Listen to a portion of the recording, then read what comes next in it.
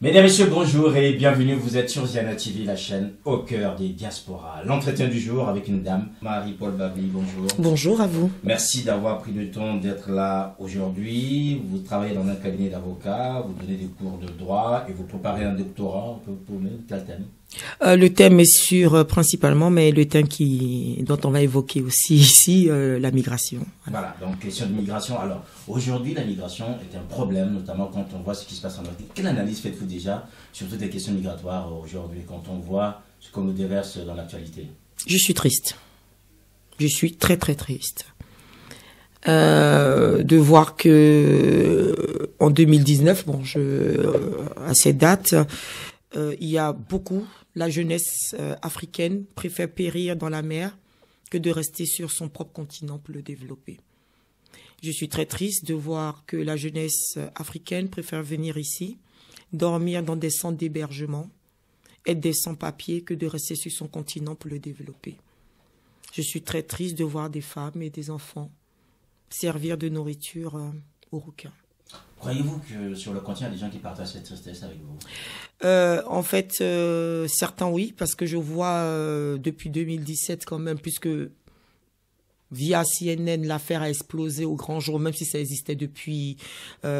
Vraiment, ça a pris de l'ampleur 2010-2011, mais certains essaient de s'y impliquer en faisant vraiment, en créant des ONG ou des organisations, des associations, pour continuer pour dénoncer ce phénomène, pour faire de la prévention et pour empêcher les personnes de venir et de ne pas écouter les passeurs. Sensibiliser sur place, vous direz ces jeunes partent, mais à qui la faute? À qui la faute? Au fait que je dirais la faute, j'ai peur même de dire le terme, mais je vais le dire à la politique. Parce qu'effectivement, quand on leur demande tous qu'est-ce qui se passe, ils n'ont pas de boulot. Ils viennent pour travailler. La plupart. Certains viennent peut-être aussi pour dire qu'ils ont connu l'Occident. Ça, c'est un autre phénomène. Ont-ils tort? Ils ont tort. Pourquoi? Ils ont tort parce que ce n'est pas l'Eldorado. Ce n'est pas du tout. Pourtant, c'est l'enfer, mais je préfère que les 3 millions et les 6 millions qu'ils investissent, qu'ils donnent aux passeurs, ils investissent pour faire quelque chose chez eux. Ça aurait été plus profitable à l'économie pour eux et pour leur respectabilité. Quel respect ils sont de venir ici dormir sur le sol? Où est l'enfer pour eux? Être à côté de sa famille ou venir à l'étranger sans connaître quelqu'un et dormir dans les sols? Ou même mourir sans que personne ne connaisse son identité.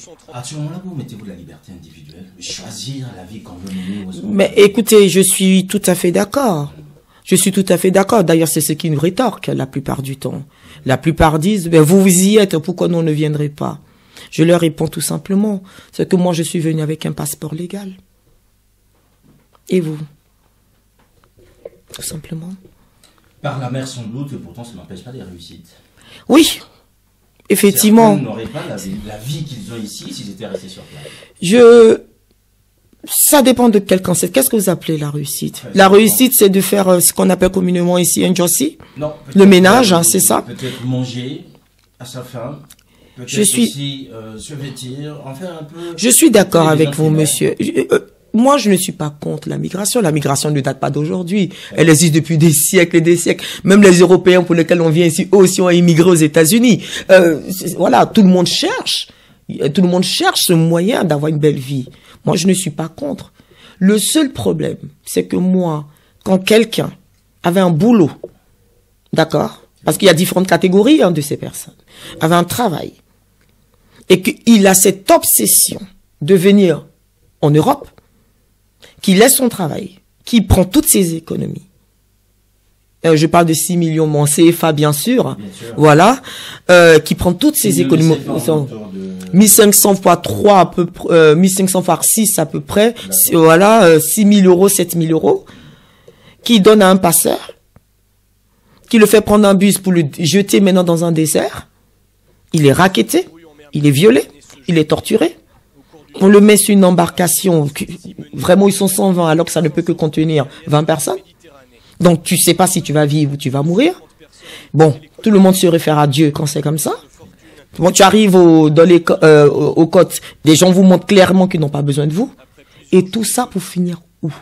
Maintenant, certains viennent, surtout ceux qui viennent en France, quand il y a toujours quelqu'un qui a une famille en France. T'appelles ta famille, tu vas. Mais moi, je connais des personnes, énormément de personnes, énormément, qui sont venues ici, qui avaient une vie, et qui aujourd'hui sont obligés de faire des coiffes, des tresses, et de chercher maintenant la solution pour avoir des papiers. Elles sont en train de briser un tabou. Ces coiffeuses sans papier du quartier parisien de Château-d'Eau se rebellent et occupent leur salon de plusieurs étages du 57 boulevard de Strasbourg. On travaillait dans de mauvaises conditions. Vu qu'on n'avait pas de repos en tant que tel, on venait du lundi, c'est-à-dire de 8h30 jusqu'à 23h, du lundi au samedi. Ces employés viennent de Côte d'Ivoire, du Nigeria ou encore de Guinée. Elles n'étaient payées pas plus de 400 € par mois. Ça a commencé parce que déjà on était là 1 mois, 2 mois, on n'était pas payés. Et à chaque fois, on réclamait les salaires, c'était des problèmes. Le printemps, il se disait, ouais, comme on n'a pas de papier, on n'est pas déclaré, donc de toute façon, on n'a pas où aller se plaindre pour avoir notre argent. Grâce à leur grève, elles obtiennent des contrats de travail. Mais tout de suite après, en juillet, le gérant dépose le bilan. La CGT, qui soutient ses employés, a porté plainte pour faillite frauduleuse et traite des êtres humains. Donc, en soi, à quoi ça a servi? Je suis juste en France. Oui. Ça suffit, ça, pour le bonheur? C'est vrai qu'il y a une liberté de penser ce qui est bon pour chacun. Outre les questions politiques, il y a aussi les questions climatiques qui font que les gens partent. Bien, au niveau climatique, parce qu'effectivement, la migration, elle est politique, elle est économique. C'est celle-là qu'on vit. Certains politiques, hein, évidemment, ceux qui demandent après l'asile pour devenir des réfugiés.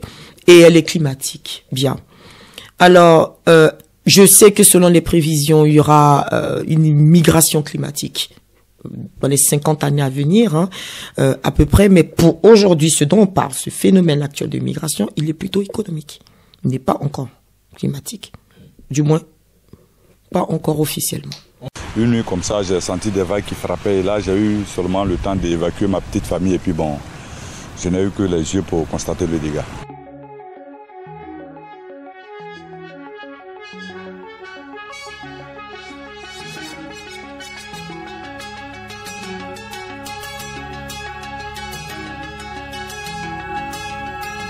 Ça occasionne 2 fois plus de déplacements que les conflits. Et les choses ne vont pas s'arranger. Donc il y a maintenant une nécessité, non pas de s'effrayer de cette situation, mais justement de l'appréhender pour essayer d'en atténuer les effets.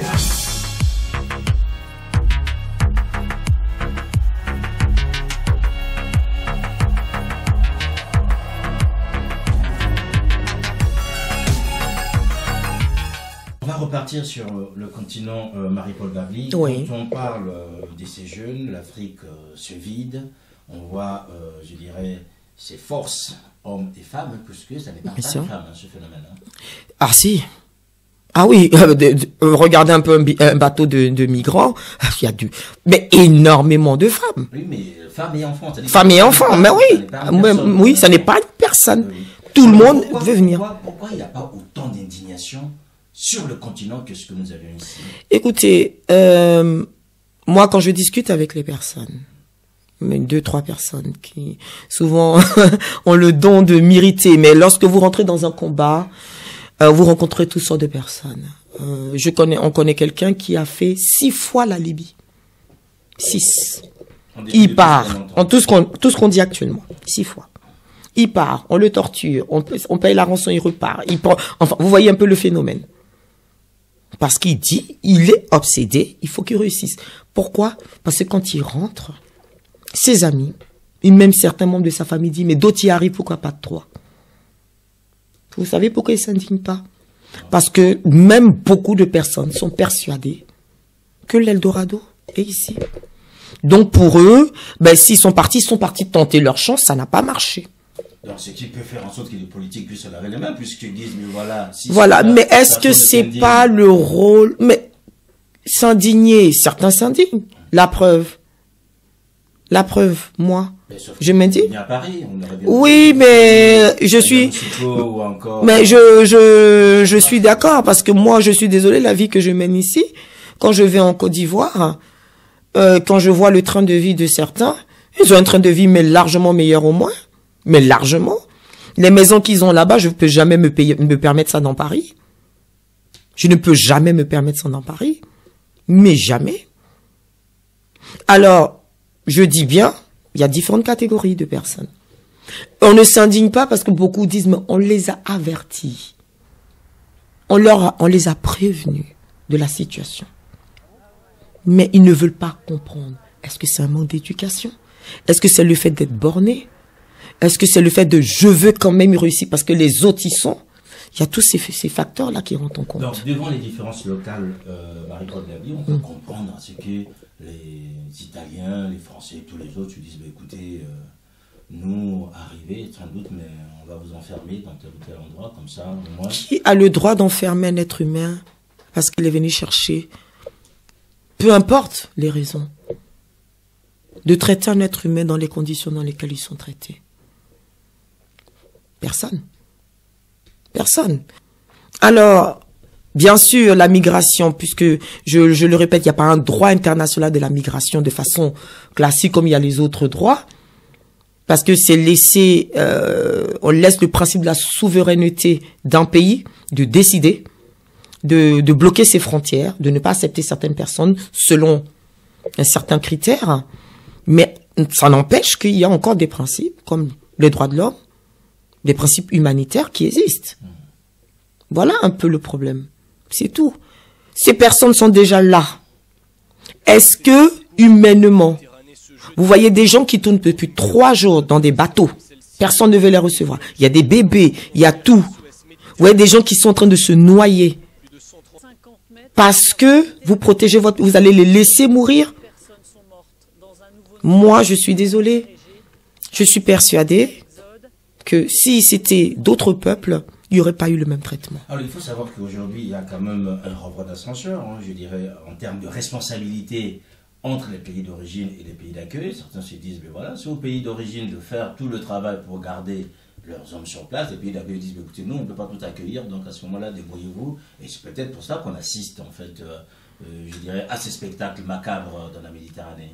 Oui, mais enfin, c'est toujours le propre des politiciens de se rejeter la faute, parce que c'est jamais la faute de certains. Ça donne ce qu'on est en train de voir actuellement. Donc, les gens arrivent, c'est vrai que ils se sont fait avoir par des passeurs qui les ont miroité que vous allez quitter, on va partir par la Libye, vous allez atteindre les côtes italiennes en 3 jours. Bon, quand tu connais pas, tu ne connais pas, mais ils sont là. Ça justifie qu'ils soient torturés, laissés pour fin, violés, humiliés, tués, jetés dans des trous.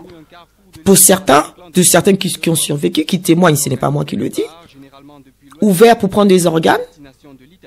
C'est ça, un être humain. Mais tout le monde le sait. Ça, c'est la réalité de ce qui est en train de se passer. Vous allez souvent du côté de la Porte de la Chapelle? La Porte de la Chapelle, c'est vraiment l'endroit, mais moi, j'habite dans le 20e, il y a juste un gymnase à côté, où souvent je les vois très tôt le matin, parce que quand ils dorment dans le gymnase, à 5h30, il faut qu'ils sortent du gymnase pour tourner en rond toute la journée dans les rues. Je les vois égarés, perdus, tristes. Bon, pour ceux qui parlent le français, mais quand je m'approche d'eux, que je discute, mais en fait, le retour à la réalité, c'est très brutal. C'est très, très, très brutal pour eux. Voilà. Que fait la communauté africaine? On a vu des manifestations monstres après les images concernant la Libye, notamment ces hommes et ces femmes vendus en Libye, bien sûr, bien sûr. Et aujourd'hui, depuis lors, plus rien. Écoutez, moi, vous savez, il y a cette phrase qui malheureusement, souvent dans certains cas, est vraie. Le noir est très émotif. Donc, comme avait dit l'autre... L'émotion est... Voilà. Allez-y. Non.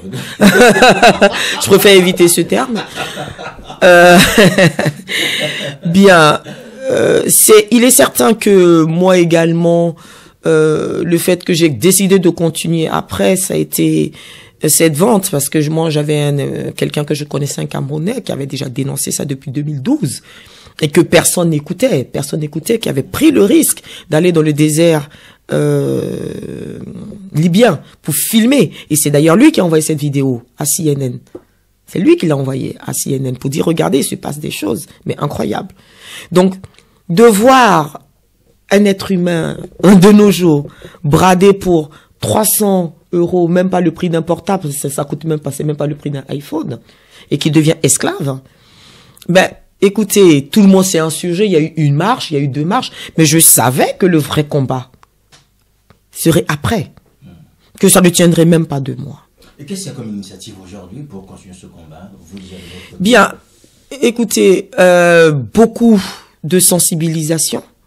Beaucoup de bon, ceux qui sont ici, il faut déjà les aider parce qu'ils sont là. Bon, là, il faut les aider, les insérer, trouver des moyens. Ils sont déjà là. Ceux qui demandent l'asile politique, il faut les aider. Enfin, vous voyez, travailler. Il y a pas mal quand même d'associations qui sont là pour ça, qui sont mises en place pour ça et qui vraiment font un travail mais admirable. J'en connais quelques-unes. Ceux qui sont encore là-bas, qui ont encore ce rêve, et parce qu'il y a, ça continue, hein, il faut pas se mentir. Mais bien sûr, malgré les images, ça continue. Les passeurs font un travail extraordinaire. Bon, beaucoup moins par contre par la Libye. Le nouveau phénomène qui est revenu, on passe maintenant par... ils proposent maintenant sous notre forme d'agence pour avoir du travail. Donc on se retrouve au Qatar, on se retrouve au Koweït. Voilà, c'est un peu ça. Donc on a un peu changé la forme pour dire qu'on va vous proposer du boulot. Donc quand ils arrivent, vous connaissez, on vous prend le passeport et puis bon, mais voilà. Et aujourd'hui, quand on voit ces phénomènes, notamment pas seulement en Europe, mais aussi dans les pays arabes, dans les Émirats arabes, et on se pose la question, finalement, à qui profite le crime? À qui profite le crime? Aux passeurs qui donnent ça aux personnes qui vont emprisonner ces personnes. Aux personnes qui en font des prisonniers pour travailler pour eux. Aux politiciens qui s'enrichissent. Là, c'est pas moi qui le dis. Là, Amnesty International vient de dire que la France livre officiellement des bateaux. D'accord? Des bateaux pour arrêter les autres bateaux dans les larges. Et même s'il faut nécessairement tirer sur les bateaux qui arrivent. Donc c'est de l'argent. Mais c'est pas seulement la France, hein, beaucoup ont profité de ça. Est-ce que vous abonderez dans le même sens que le ministre de l'Intérieur, Castaner, et M. Salvini, qui disent que les ONG, finalement, jouent le jeu de passeurs et certains ont un rôle de passeur? J'adore quand les politiciens changent de version toutes les minutes quand ça les arrange plus. Dès que là, on accuse la France, tout d'un coup, les ONG jouent le rôle des passeurs. Les ONG jouent un rôle essentiel pour apporter une aide aux migrants, cela ne fait aucun doute. Toutefois, en Méditerranée centrale, on a observé de façon tout à fait documentée, je vous le dis, une réelle collusion à certains moments entre les trafiquants de migrants et certaines ONG. On a observé que certains navires d'ONG étaient ainsi en contact téléphonique direct avec des passeurs qui facilitaient le départ des migrants depuis les côtes libyennes dans des conditions effroyables, souvent au péril de leur vie. Les ONG, dans ce cas-là, ont pu se faire complices des passeurs. Les ONG doivent avoir une attitude responsable. Mais quand effectivement il y a une situation où les ONG prennent parti pour eux, là par contre les ONG sont des personnes qui défendent les droits de l'homme. Alors la position change. Mais absolument pas. Il y a des personnes sur des bateaux.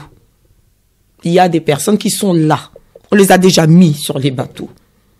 Ils vont mourir. Doit-on les laisser mourir? Ou doit-on les sauver parce que ce sont des êtres humains? Moi, je n'ai pas le repère. Hein. Moi, je parle avec des personnes qui ont fait ces voyages. Ils me disent, Marie-Paul, une fois qu'on arrive en Libye, en fait, c'est très difficile de faire marche arrière si on vient pas vraiment, tes parents n'ont pas les moyens. Et encore, il faut vraiment que tu trouves quelqu'un de sympa qui va te refaire repartir à l'aéroport. Enfin, il y a plein de conditions. D'accord? Les ambassades sont muettes. Ça, c'est certain. Alors, donc, tu n'as qu'une seule issue, c'est de continuer ton trajet, donc de venir en Europe. Est-ce que le fait que moi, si j'ai un bateau au large, je vois quelqu'un qui crie à l'aide, au secours, je le laisse, mais je le prends. Si je le prends, et que moi j'habite à Paris, que j'arrive les côtes de la France, on estimera que je fais du trafic? Absolument pas. C'est quoi le trafic? C'est profiter. Est-ce que les ONG là profitent de ces gens? Est-ce qu'ils en font de l'argent? C'est ça la question. Si eux, ils ont les éléments pour dire que ces ONG font de l'argent sur ces migrants, qu'ils les vendent ou etc., là, par contre, avec les rapports officiels, on avisera. Marie-Paul Babli est donc mon invité et les juristes avec lesquels nous abordons les questions de migration. On va passer toujours à une autre branche de cette question liée au droit, c'est la CPI. Vous avez apprécié la sortie de M.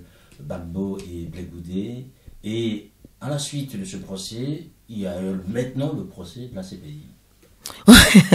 Bon, le procès de la CPI, effectivement, elle est évidente. Je suis très contente. Je suis très contente.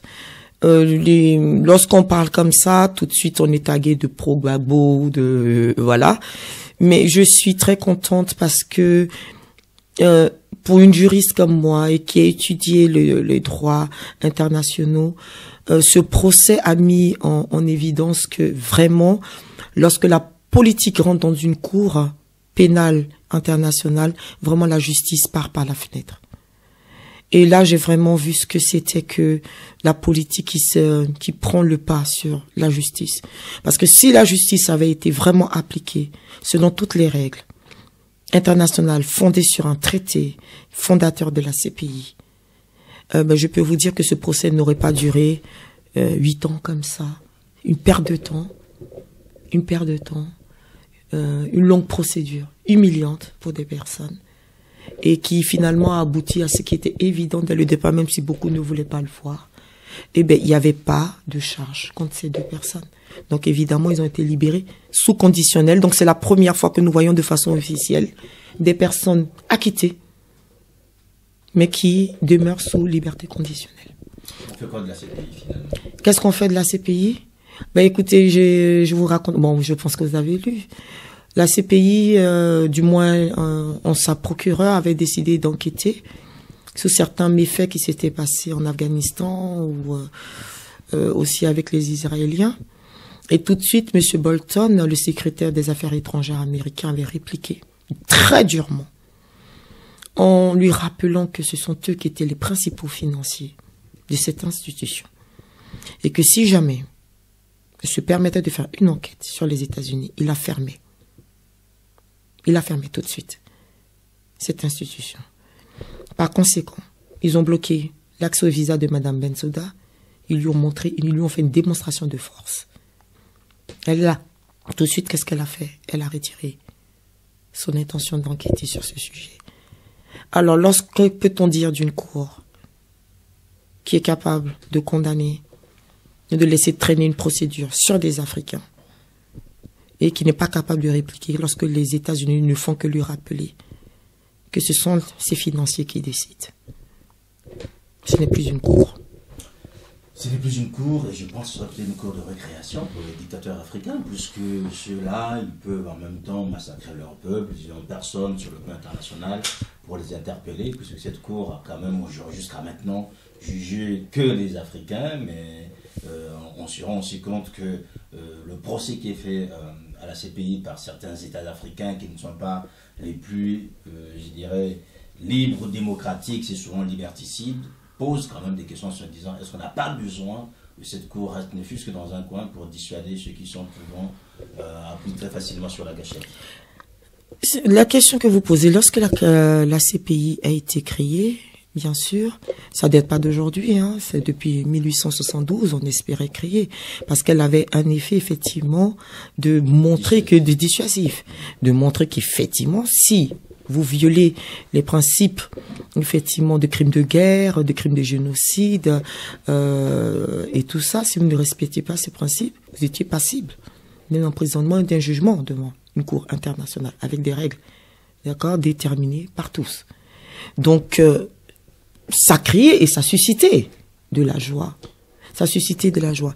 Mais je suis un peu, avec tout le respect que je vous dois, un peu étonné par votre commentaire, même si je comprends que vous soyez journaliste. Il faut que vous titilliez un peu la chose. J'ai vraiment l'impression quand je vous entends que il y a que les Africains qui sont des dictateurs et qui méritent d'aller devant la CPI. Dans ce monde où nous sommes, Il n'y a que des Africains qui méritent d'être devant cette cour. On peut les excuser alors. Hein. Non. Parlons du continent. Parlons d'abord du continent. On peut excuser tous ceux qui affament leur peuple aujourd'hui, qui pillent. Mon cher monsieur, avec tout le respect que je vous dois, des dictateurs, il y en a. Oui. Il y en a toujours. Lorsqu'ils partent, enfin, comme on voit au Soudan là, lorsqu'ils sont enlevés par leur peuple, il peut avoir une justice nationale qui va trancher. Donc, il faut laisser le temps au temps. Il peut avoir une justice, voilà. Il faut avoir une justice.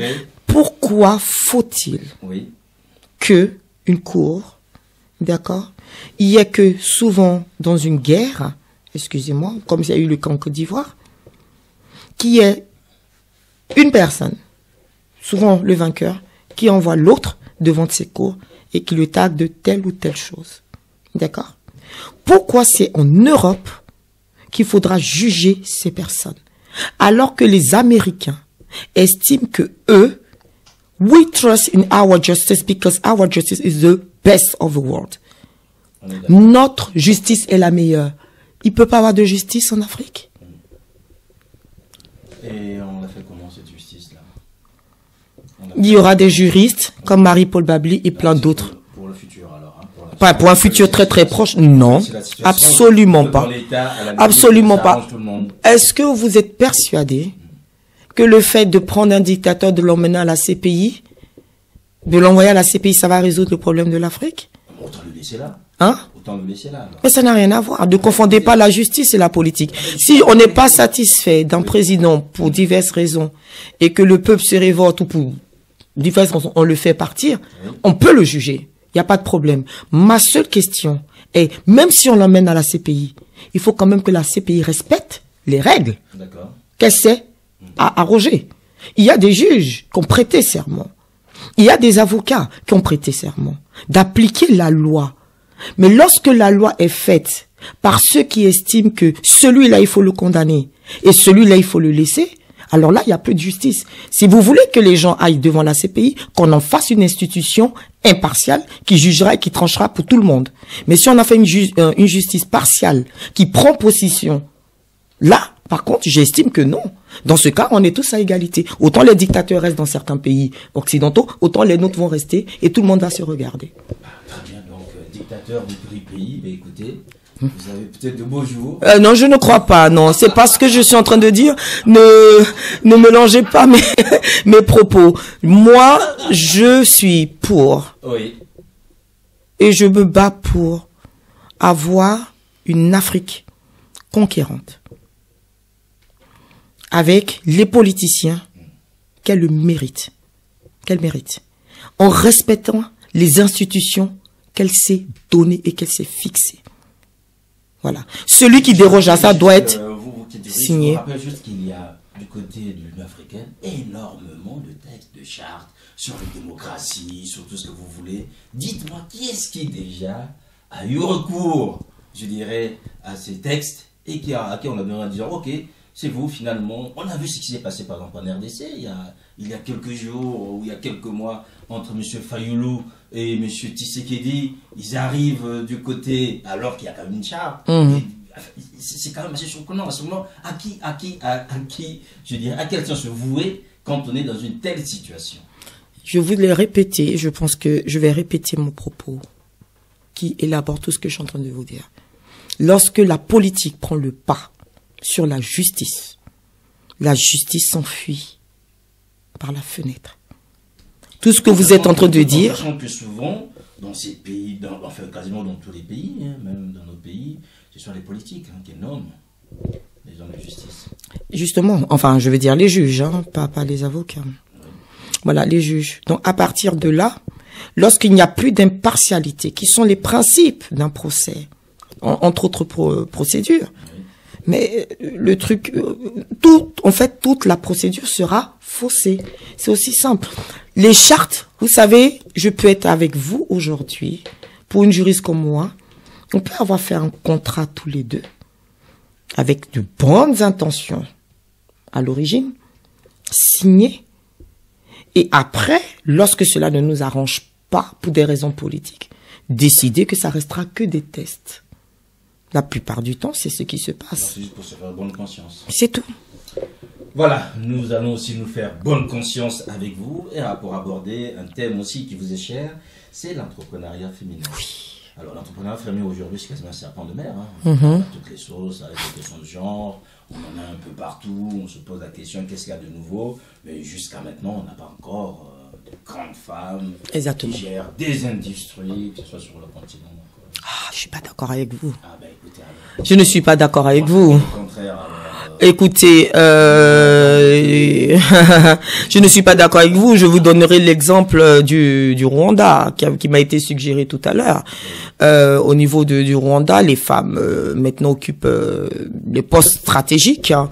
Bon, déjà ministériel, déjà la première chose, et même en Afrique du Sud, dans pas mal de, bon, c'est vrai que c'est plutôt en Afrique de l'Est qu'on voit plus ça, où les femmes vraiment ont une position prédominante au sein de certaines entreprises.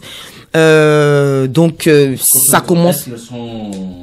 Celles qui sont dans d'autres pays, elles sont moins intelligentes. Non, elles sont pas moins intelligentes, c'est-à-dire que les valeurs culturelles n'ont pas encore accepté le fait que certaines femmes doivent prendre l'hégémonie devant encore les hommes qui les dirigent. On fait comment? Il faut que les hommes commencent à accepter que les femmes aussi peuvent le faire. Juste par leur bonne volonté, c'est ça? Absolument pas, parce qu'elles ont les compétences. Et ça se passera comment alors? Si les hommes peuvent accepter, si vous souhaitez que ce ne soit pas par la bonne volonté des hommes pour donner une place aux femmes, comment devraient-elles s'y prendre? Comment devraient-elles s'y prendre? Bon, c'est vrai que pour l'instant encore, même si ça a beaucoup évolué, il faut pas non plus se mentir. Les choses vont quand même étape par étape. Chaque bataille, il y a des batailles qui se gagnent en 3 ans, il y a des batailles qui se gagnent en 50 ans. Voilà, les choses commencent à avancer. Je ne suis pas une féministe. Vous dites que pouvoir aux femmes, absolument pas. Je dirais même que je suis une féminine. Voilà. Voilà. Voilà. Mais j'estime que quand même, à études égales, à armes égales, une femme, effectivement, doit avoir la possibilité de pouvoir diriger. Parce que notre façon de diriger et la façon de diriger des femmes, des hommes du moins, est complètement différente. Est complètement différente. Et il faudrait laisser maintenant la possibilité aux femmes aussi dans certains secteurs. Plus sur l'intention que dans la réalité. Absolument pas. Absolument pas. Alors, devant des pays quand même qui ont connu des situations aussi graves, si vous prenez des pays d'Afrique centrale, centrale, oui. De toutes les crises, on n'a pas vu émerger une femme. On n'a pas vu les femmes essaient, encore faut-il leur laisser la possibilité. Bah, écoutez, vous prenez l'Afrique centrale, vous prenez le Congo, Congo-Kinshasa, d'accord, qui subit des affres de la guerre, une guerre qui ne prend pas fin. Qui sont les plus grandes victimes? Ce sont des femmes. Qui sont celles qui sont violées, qui sont humiliées? Ce sont des femmes, n'est-ce pas? Bien. Déjà, il faut que déjà à ce niveau-là, ces femmes-là puissent d'abord trouver une solution de survie. Ensuite, il faut que ces femmes puissent, si elles ont des enfants, trouver une solution de nourrir leur famille. Quand on parle d'entrepreneuriat, on a l'impression qu'aujourd'hui, c'est vrai qu'il faut qu'elles prennent des grandes, enfin, elles prennent soit la tête de certaines entreprises, etc., etc. Mais qui fait l'économie? Qui fait l'économie? Nos mamans qu'on va vendre là, devant les maisons, qui vendent des oranges, qui vont informelles de toute façon, mais qui mettent leurs enfants à l'école pour qu'ils réussissent et qui font des hommes qui tiennent aujourd'hui les rênes. Mais ce sont des moments qui ont contribué à l'économie, au développement des pays. Après, elles ont fait des enfants ou peu importe des maris, parce qu'à l'époque il fallait déjà mettre les hommes en avant. Mais aujourd'hui, ces femmes, elles ont fait des études. Moi, quand je faisais des études il y a 20 ans, à la fac de droit, il n'y avait pas autant de femmes que ça. Mais aujourd'hui, il y a des femmes partout. Il y a des femmes partout. Mais aujourd'hui, elles ont fait des études. Donc, si vous arrivez sur le marché du travail, il y aura une femme et un homme qui vont se présenter sur le même poste. D'accord, sauf dans certains secteurs. Hein, ça, c'est particulier. Ils vont se présenter. Auront-elles les mêmes chances d'avoir ce poste? Auront-elles la même possibilité sans qu'on leur demande de coucher? Auront-elles cette chance de montrer qu'elles sont des femmes avant qu'on leur dise « Mais toi, tu vas t'arrêter bientôt parce que tu vas être maman ». Auront-elles la chance de revenir après une maternité? Parce qu'une femme reste une femme, il faut qu'elle fasse ses enfants. Aura-t-elle les mêmes possibilités? C'est ça. Pourquoi est-ce que quand une femme arrive pour un boulot, elle, pour le poste égal, on va lui dire que toi, tu seras payé 2000, et l'homme, quand il arrive pour le même boulot, il sera payé 2500. C'est ça qu'on appelle un combat. C'est tout. Mais, oui. Comment on fait pour changer tout ça? Les mentalités. Mindset. Les mentalités. Ça évolue, ça vient. Mais il faut changer des mentalités. Ça prendra le temps que ça prendra. Mais certains commencent à comprendre ça.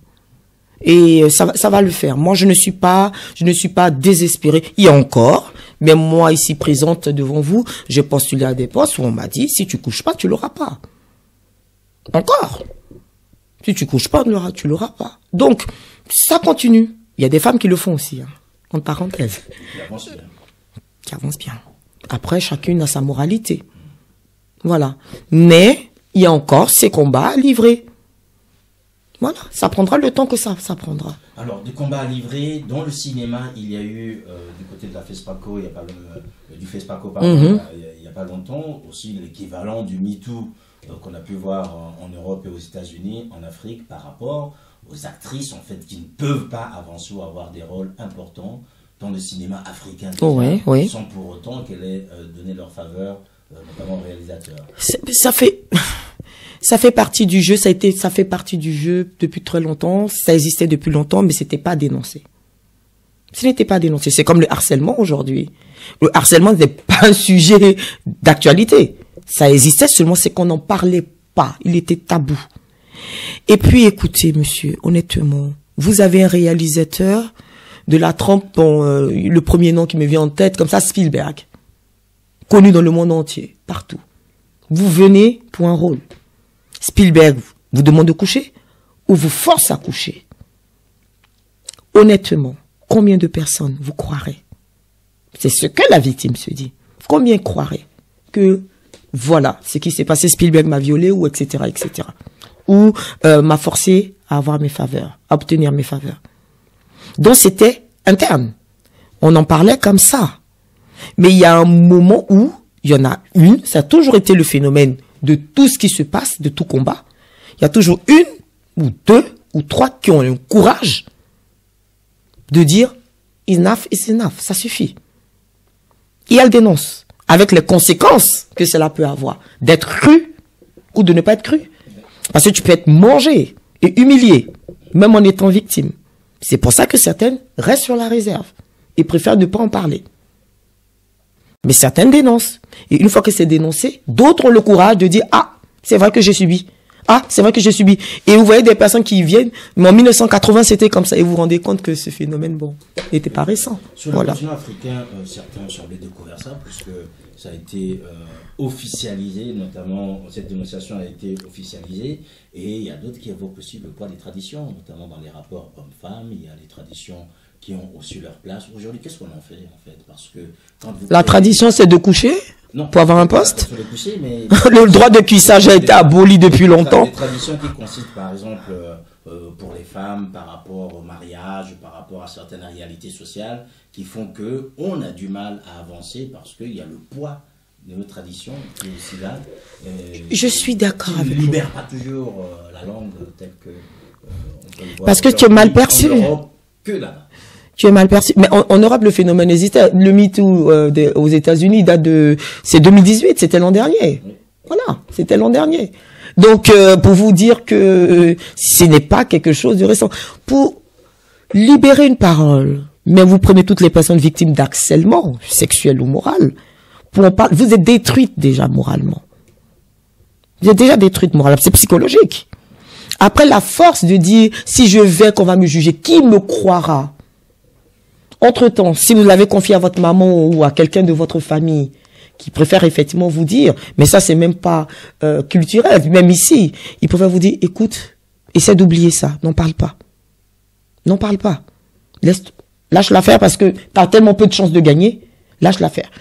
C'est vrai que au niveau de l'Afrique, et je ne suis pas en train de taguer ce continent, dans certaines catégorie socio-professionnelle, on estimera que ce monsieur a réussi, ce monsieur a de l'argent. Donc si tu peux obtenir quelque chose qui s'occupe de toi, bon, ne vois pas ça comme un viol ou un harcèlement. Considère tout simplement que tu en feras, ça sera un amant qui s'occupera de toi et qui s'occupera par conséquent de ta famille. Là, il n'y a plus de morale. C'est ça.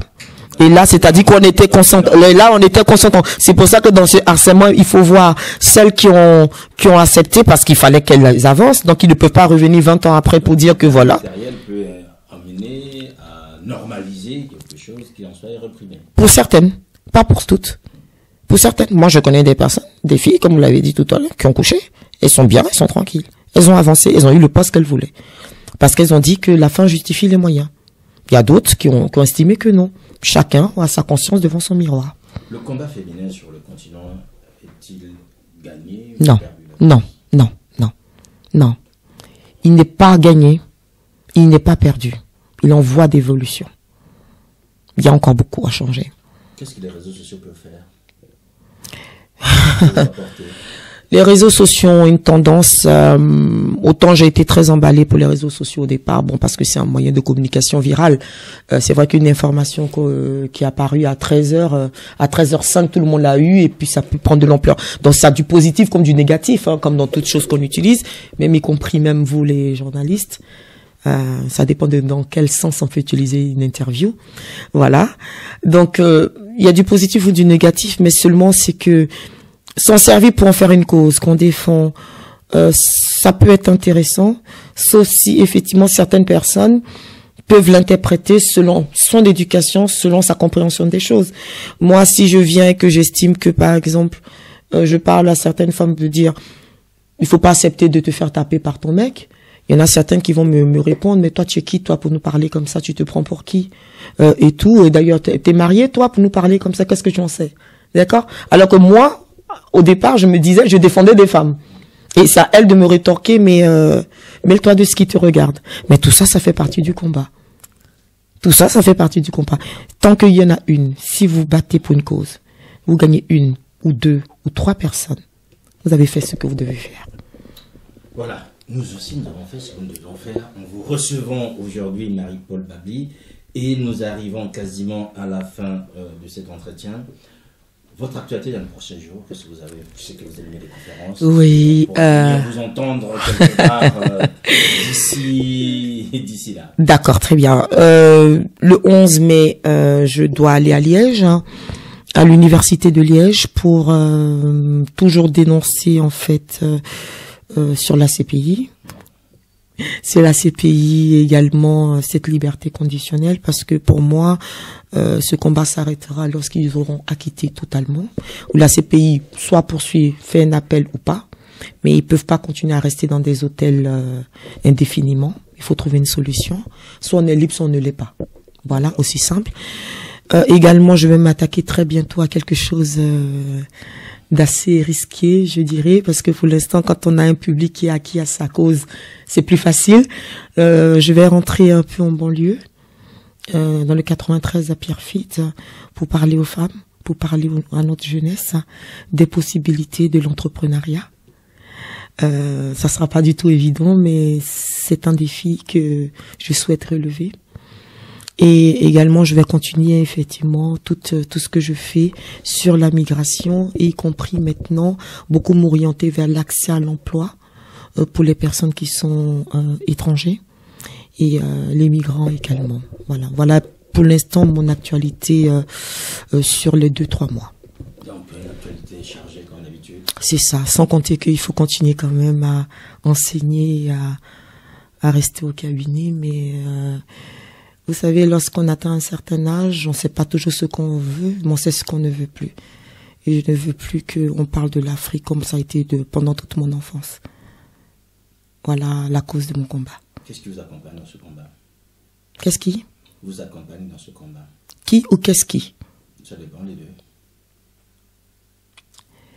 Le fait que je me dis que jusqu'à ce que je ferme les yeux, je verrai une bribe. Je verrai une bribe d'éclair dans ces ténèbres. Et je sais que je vais le voir. De quel côté le soleil se lèvera où exactement? Sur l'Afrique. Cette Afrique aujourd'hui, ça dépend de là où elle se lèvera. Elle se lèvera. J'enseigne,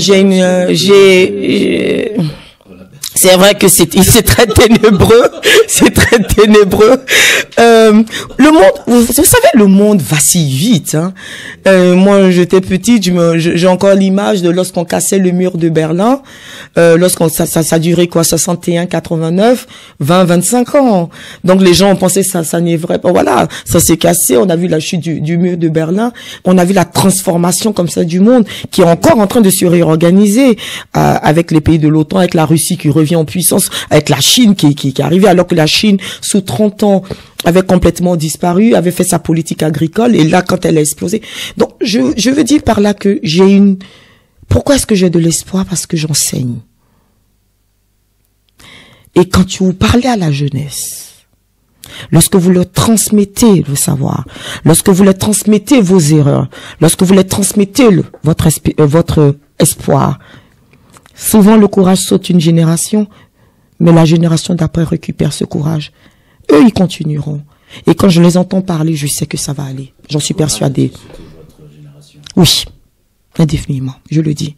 C'est pour ça que maintenant, j'ai voulu me fermer les yeux sur beaucoup de choses, en bouillant intérieurement. Et maintenant, je me dis que je le fais pour moi, non plus vraiment, mais pour ma fille et mes enfants qui vont venir. Elle a 6 ans. Elle a 6 ans. Il y a de quoi faire.